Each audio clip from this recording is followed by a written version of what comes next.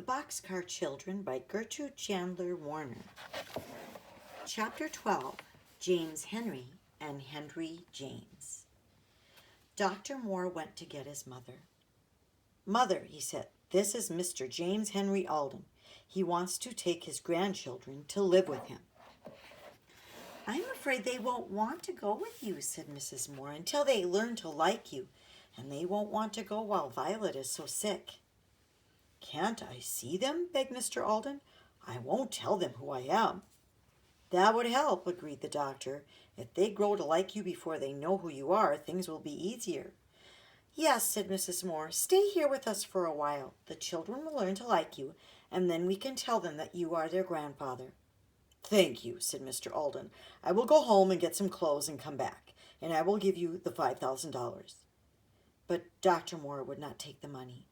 "I just want these children to be happy," he said.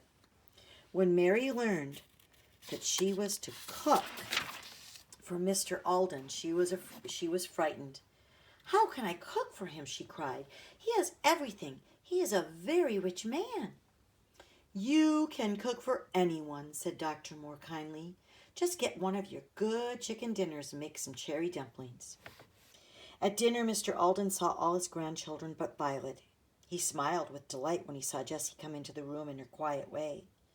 "Children," said Mrs. Moore, "this is Mr. Henry." Benny laughed. "Henry and Mr. Henry," he remarked. "That is funny." Henry shook hands with Mr. Alden before he sat down at the table.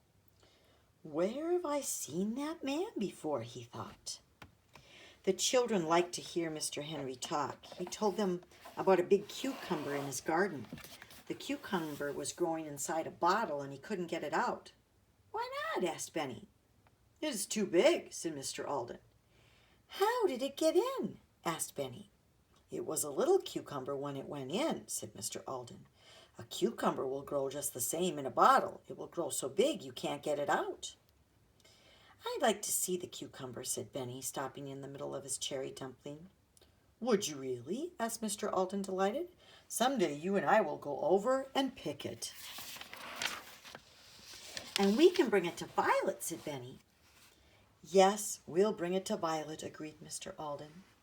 Henry thought again. "Where have I seen that man before? I wish I could remember." He could not remember, but he liked Mr. Alden very much.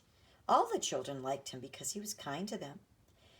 At last one day Mr. Alden could see Violet and went softly into her room with some beautiful flowers from his garden.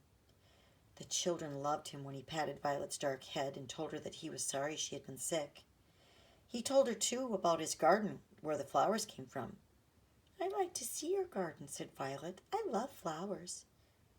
"How long are you going to stay, Mr. Henry?" asked Benny. "Shh, Benny," said Jessie. "I want to stay here as long as I can, my boy," said Mr. Alden quietly. Henry looked at the man again. He knew that he had heard him say "my boy" before. Now, where was it? He could not remember. After dinner, Mr. Alden sat under a tree reading. Henry was working in the flower garden in the front of the house. He looked at Mr. Alden again and again. Suddenly, it came to him as the man smiled over his book.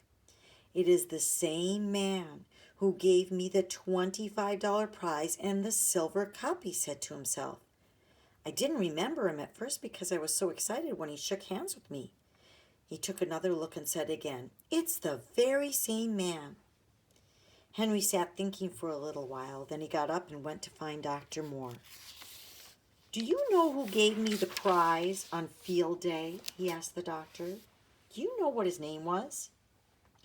"James Alden of the Mills," replied the doctor. "J.H. Alden over at Greenfield."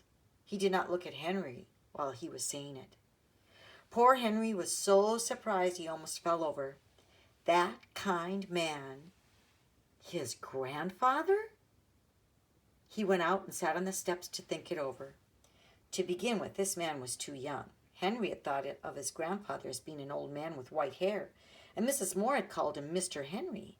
Could it be that the man knew he was their grandfather and hadn't told them? Then he saw Mr. Alden was getting out of his chair under the trees. "It's now or never," thought Henry. "I have to know." He walked eagerly after the man, who was going toward the garden with his back to Henry. Then the man turned around and saw how excited Henry was. "Are you James Henry Alden of Greenfield?" Henry asked. "I am, my boy," replied Mr. Alden with a smile. "Does that mean you know that I know you are Henry James Alden?" "Yes," said Henry quietly. Then James Henry Alden shook hands again with Henry James Alden. Jessie and Benny came across the grass just in time to hear Henry say, "But grandfather." "Grandfather?" cried Jessie. "What do you mean, Henry?" "Yes, Jessie," said Henry eagerly. "He's the man we have been running away from all this time." "I thought you were old," said Benny, "and cross. Jessie said so." "I didn't know, Benny," said Jessie. Her face was red to think of running away from this kind man. But her grandfather did not seem to mind. He patted her on the head and said, "Let's go up and see Violet." There was no stopping Benny. He hurried into Violet's room, holding Mr. Alden by the hand and shouting, "It's Grandfather, Violet, and he isn't cross after all." "What do you mean?" asked Violet. "Isn't he Mr. Henry?" My name is James Henry Alden," replied her grandfather. "And my name is Henry James Alden," cried Henry. "Well, well," said Dr. Moore.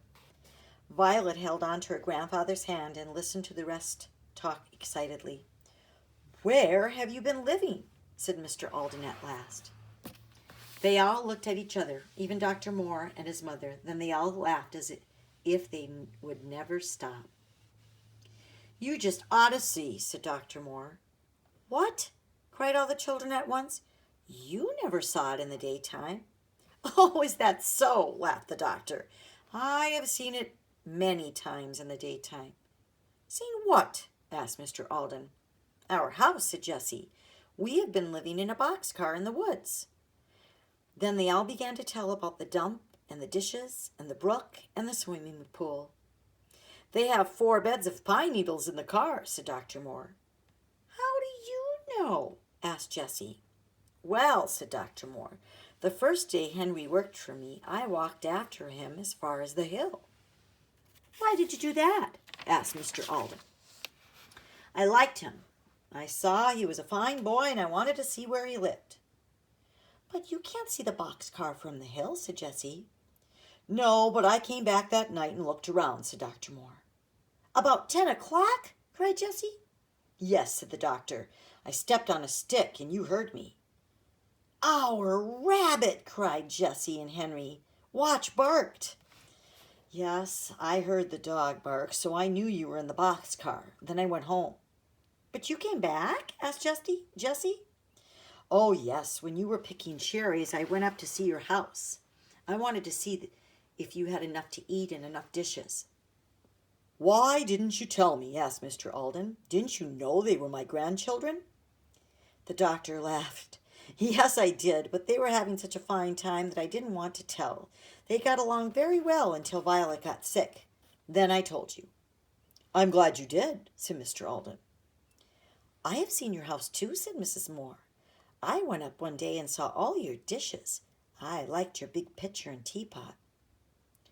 "All of you have seen it but me," said Mr. Alden. "We'll show it to you," cried Benny. "I'll show you my cart made out of wheels and my pink cup." "Good for you, Benny," said his grandfather, much pleased. "When Violet gets well, we'll all go up there. If you will show me your house, I'll show you my house." "Do you have a house?" asked Benny in surprise. "Yes, you can live there with me if you like. I have been looking for you children for a long time." Violet was soon well again, and one afternoon they all started out to see the boxcar. The doctor took them in his car. Many people looked out of their windows to watch Mr. Alden and his grandchildren. They were glad that the children had found such a kind grandfather at last. When they arrived at their old home, they ran around, all talking excitedly. Watch sniffed and sniffed all around, looking for the bone he had buried. Everything was the same. "Here is the dam for the pool," said Henry to his grandfather. "See our building?" shouted Benny. for that was what he called the fireplace. "It really burns too, and this is the refrigerator and the waterfall, and here's my pink cup." They all stepped on the stump and climbed into the car. They looked at the 4 beds and the dishes. "Here is the same old pitcher and teapot," said Jessie, laughing. They found the blue tablecloth, and they all sat down by the brook and ate chicken and bread and butter and cookies. Benny drank milk from his pink cup. "Come, we ought to go now," said Dr. Moore at last. "The sun is going down, and I don't want Violet to take any more cold." They closed the boxcar door and said goodbye, but they were all sorry to go. "Tomorrow," said Mr. Alden, "will all of you come to see my house?" "Oh, yes," cried the children happily. They did not know what a beautiful house it was and what good times they were going to have in it.